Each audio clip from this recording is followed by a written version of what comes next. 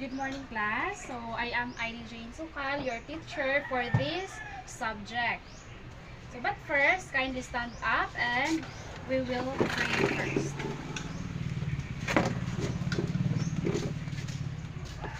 Heavenly Father, who art in heaven, thank you, Lord, for this wonderful day.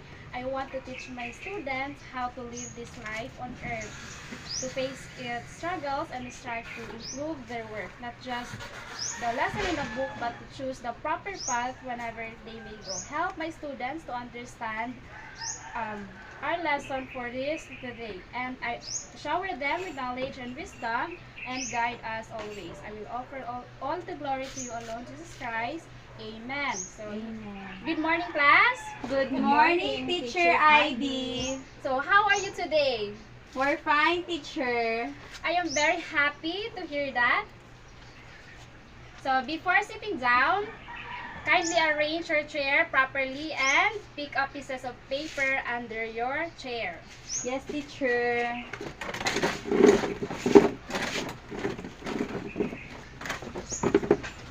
So, very good, my dear students. So, you may now take your seats silently. Do not talk with your classmates, with your seatmates when I'm talking here in front. So, just listen to me carefully, and if you have any concerns, just raise your hand and so that I can recognize you. Is that clear?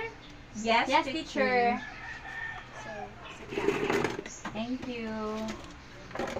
So now, I will check your attendance. So, do we have absence today? No, teacher. We are all present today. Very good. So, I am very happy that you are all present today. So, with that, I will give you 15 points in your performance. Thank you, teacher. So, get your assignment and pass it on the eye center.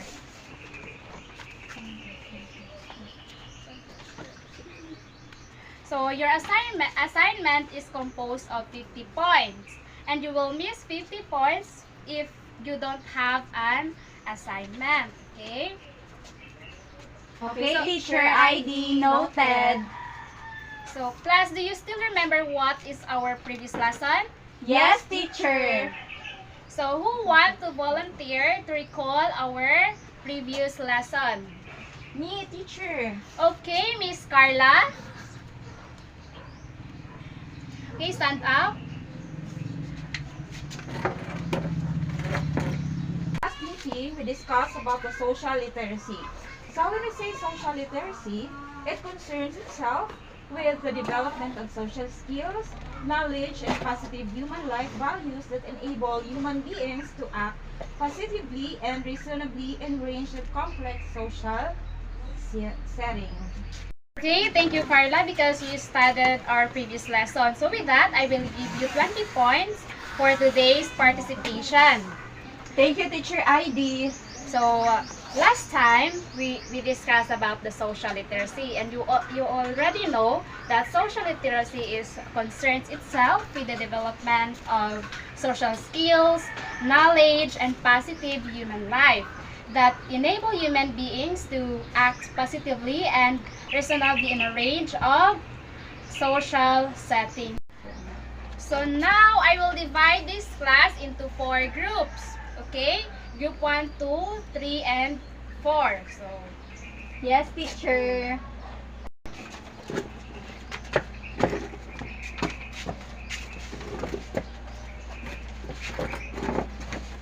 so create a poster making about Let the Earth Breathe. So, you will given 20 minutes to finish your task. After you finish your output, select 1 to 2 members in each group. Then present your output in the class. So, is that clear? Yes, teacher.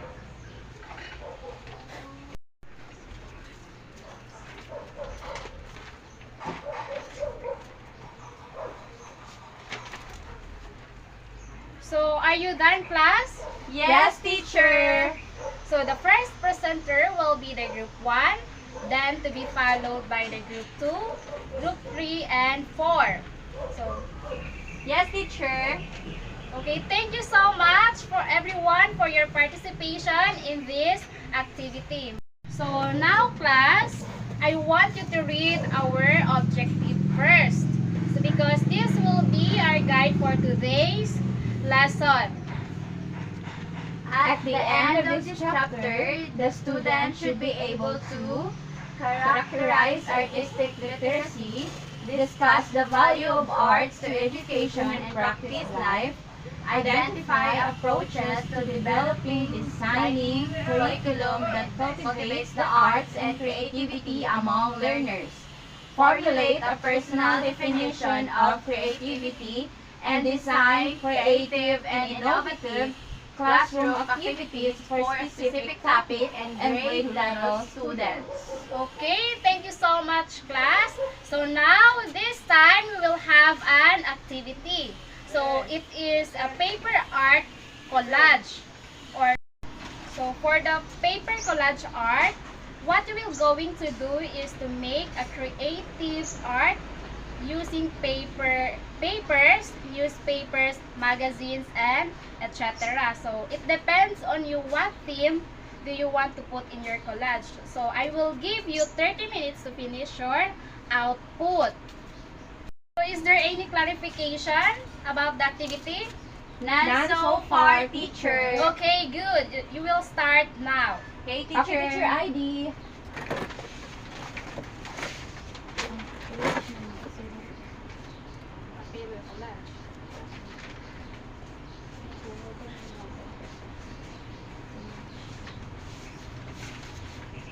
Okay, time is up. So are you done? Yes, teacher ID. Okay, very good class. So since you are done, go back to your proper seats and keep quiet. Yes, teacher.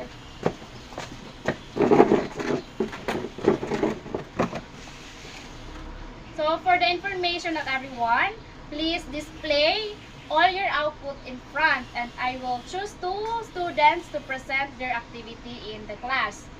Okay, teacher.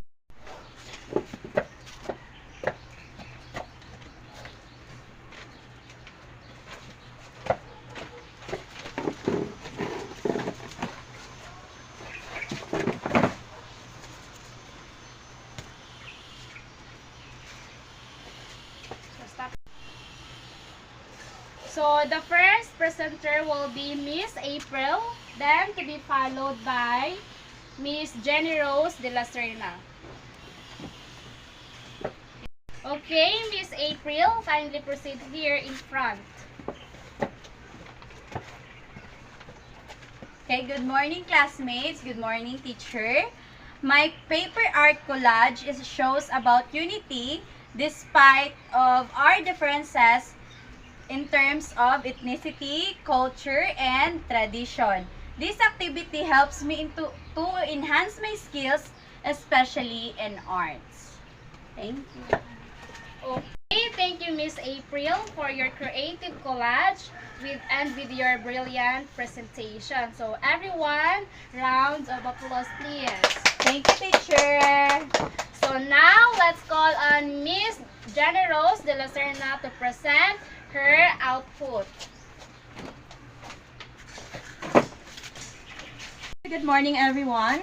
So here is my paper art collage. So in this collage, it shows some issues in teaching creativity, and I am very glad to have this kind of activity because it will help us to develop our skills in arts. Wow! Amazing presentation, Miss Jenny Rose. Class gives her rounds of applause. Today's lesson will discuss about artistic and creative literacy. So what is artistic literacy? So anyone from the class who want to volunteer? Me, teacher. Okay, I will give plus points for those students who participated. Okay, Miss April. Artistic literacy, teacher, is the knowledge and understanding required to participate authentically in the arts.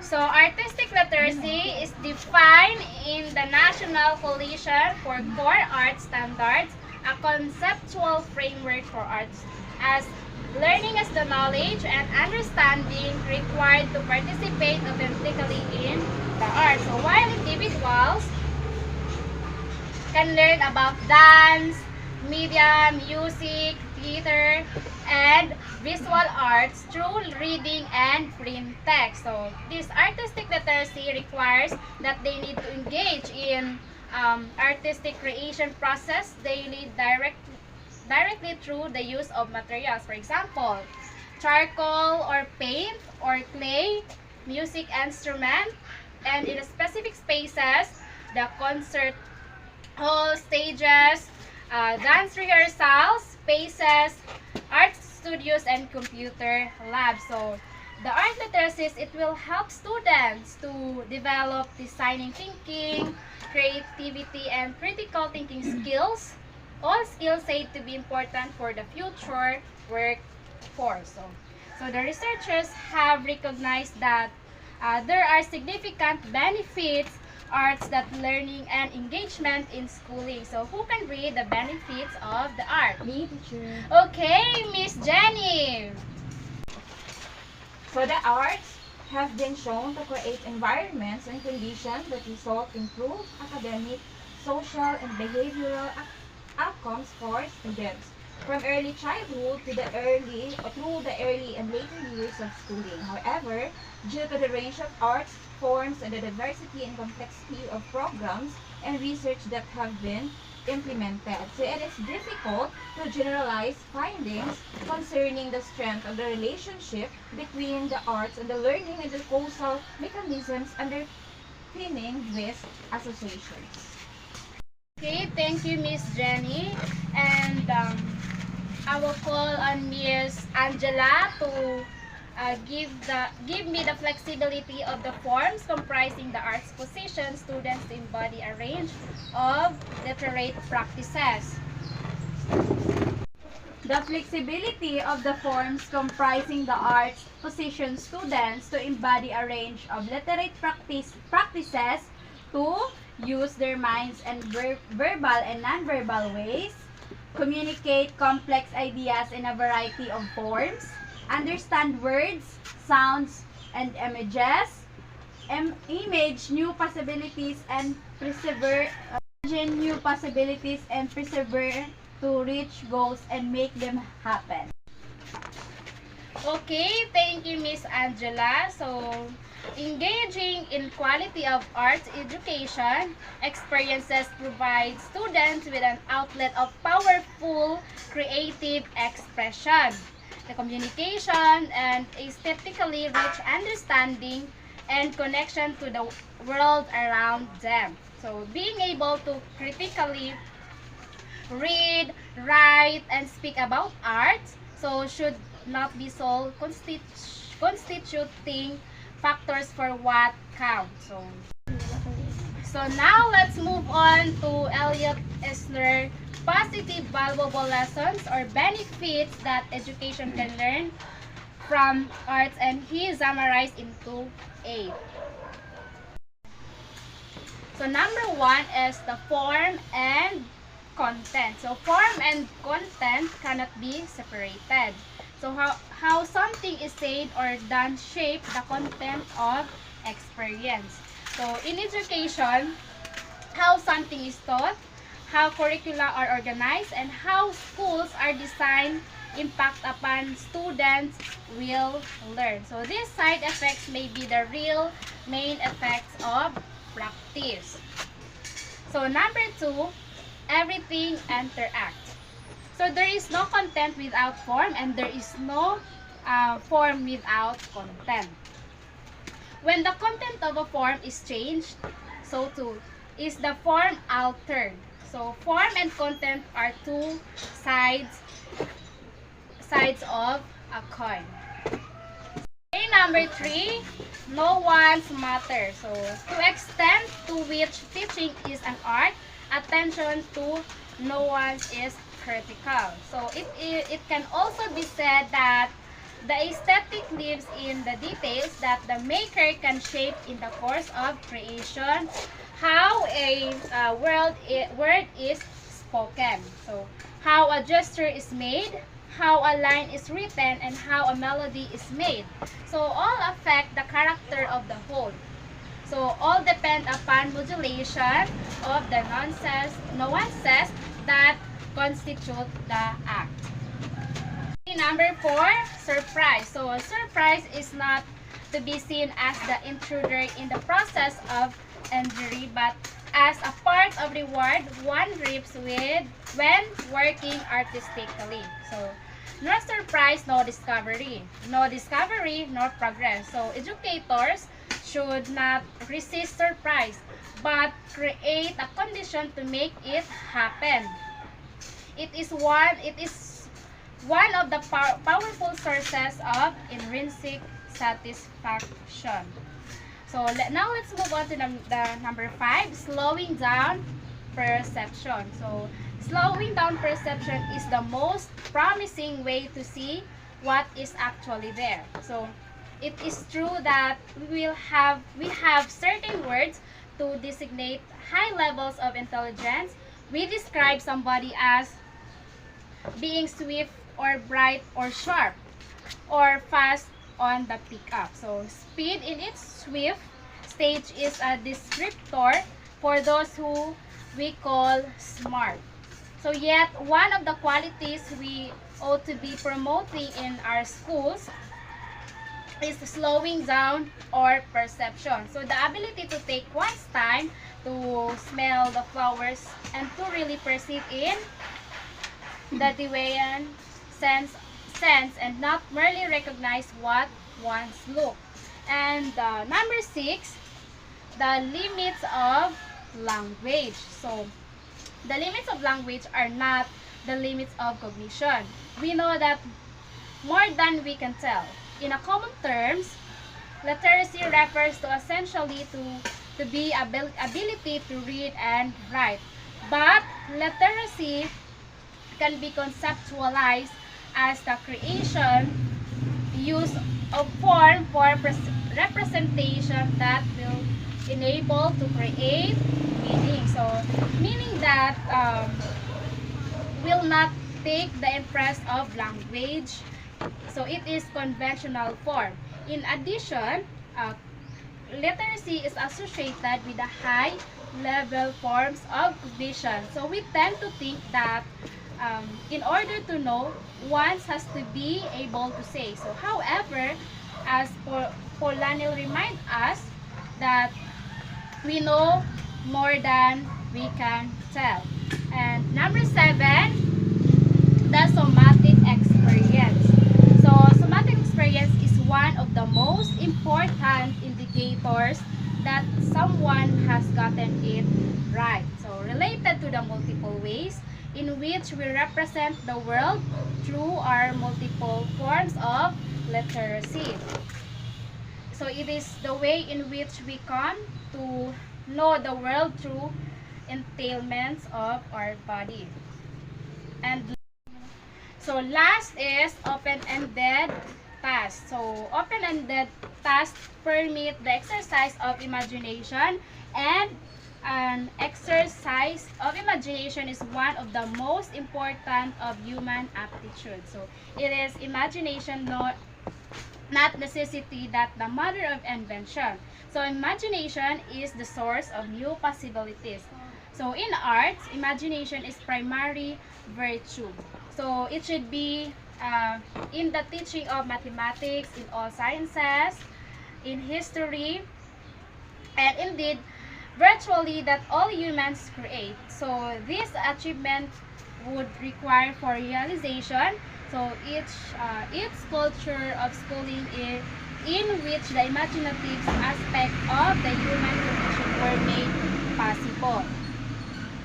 Okay, class, now let's move on to characterizing artistic literate individuals. So how would you characterize an artistically literate student? So I will call Miss Maria to give the characteristics. Literature on art education and art standards in education cited the following as common traits in artistically literate individuals. First is use a variety of artistic media, symbols, and metaphors to communicate their own ideas and respond to the artistic communication of others. Second, develop creative personal realization in at least one art form in which they continue active involvement as an adult. Third, cultivate culture, history, and other connections through diverse form and genres of artwork. Next, find joy, inspiration, peace, intellectual stimulation, and meaning when they are participating in arts. And lastly, seek artistic experiences and support the arts in their communities. Okay, thank you, Miss Maria. Okay, class, we're done with artistic literacy. And now, let's move on into our next topic, which is the creative literacy. So please, listen carefully. Your own understanding, on your own perspective, what is creative literacy? Please raise your hand. Okay, Miss Jenny. Okay, teacher, so the creative literacy is the ability to participate in creative process and use your creative thinking to see beyond what exists. Okay, thank you so much, Miss, for your brilliant idea. So, being creativity and literacy together can be a powerful tool in teaching. So, it allows children, it allows students to be active in literacy.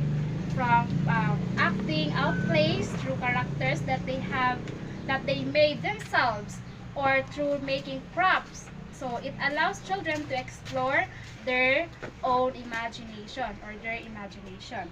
Some issues in teaching creativity. So in the famous TED Talks on creativity and innovation, so Sir Ken Robinson, 2006. So stress paradigms in education system that hamper the development of creativity capacity among learners. So he emphasizes that the schools stigmatize mistakes. This primarily prevents students from trying and coming up with the original ideas.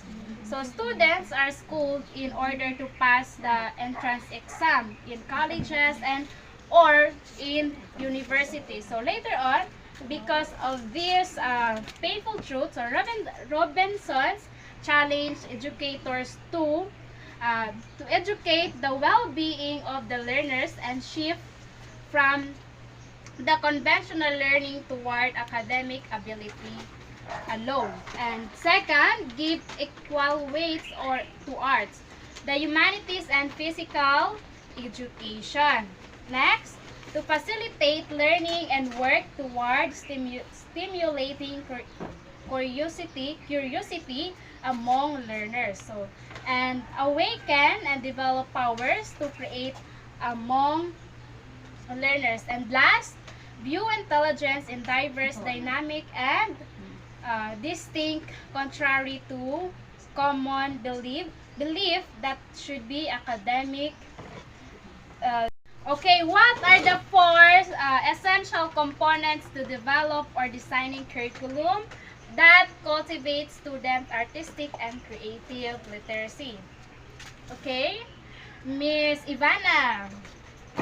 Yes, ma'am. The four essential components to developing or designing curriculum that cultivates students' artistic and creative literacy are imagination and pretense, fantasy and metaphors, active meaning making, intentional, holistic teaching, and co-player and co-artist. Okay, very good. So first essential is the imagination and pretense, fantasy, and metaphor. So a creative curriculum will not simply allow, but it will actively support play and playfulness. So the teacher will plan for learning and teaching opportunities for children to be at once. So who they are and who they are not.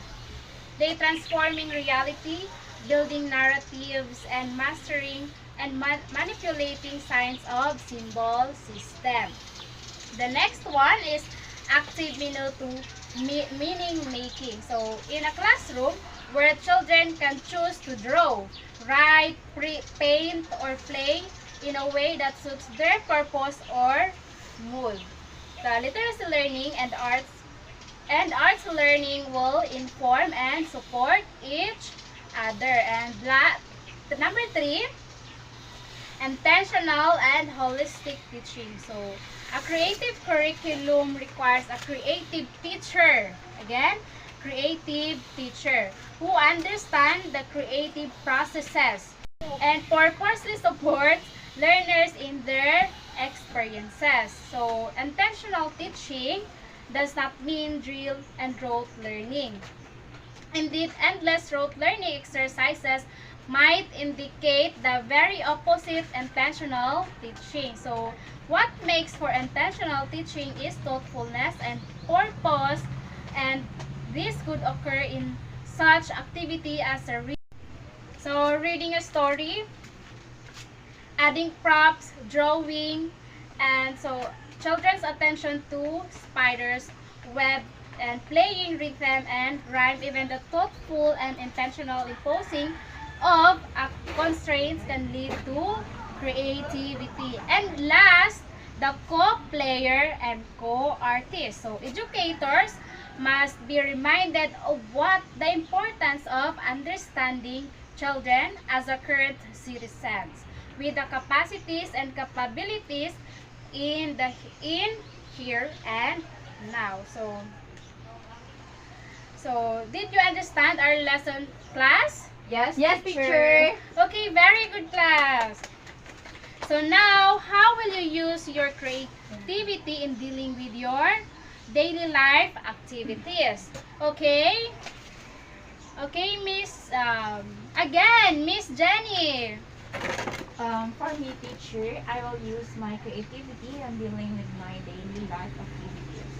Simply like a make-up visualization in which I will observe myself imagining and creating effortless and picture myself loving the process. Okay, thank you very much for your constructive idea. Very well said. Full sheet of paper and answer the following question.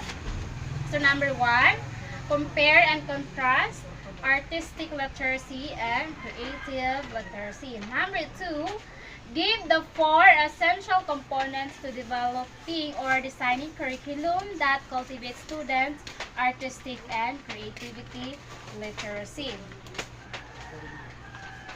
Okay, are you done? Yes, teacher. Okay, pass your paper. And now for your assignment, kindly get your notebook and write your assignment and copy your assignment. So for your assignment, what you will going to do is to watch TED Talks online about artistic and creativity literacy and summarize the video with 4 paragraphs, and each paragraph composed of 5 sentences. So your assignment, your assignment to be passed on Monday. Okay, is there any clarification about the assignment? None so far, teacher. Okay, class, before we end up our class today, please pick up pieces of paper around you and arrange your chair properly. Okay, goodbye, class. Goodbye, teacher. And Goodbye, goodbye. classmates. See you See you tomorrow. Thank you. Bye.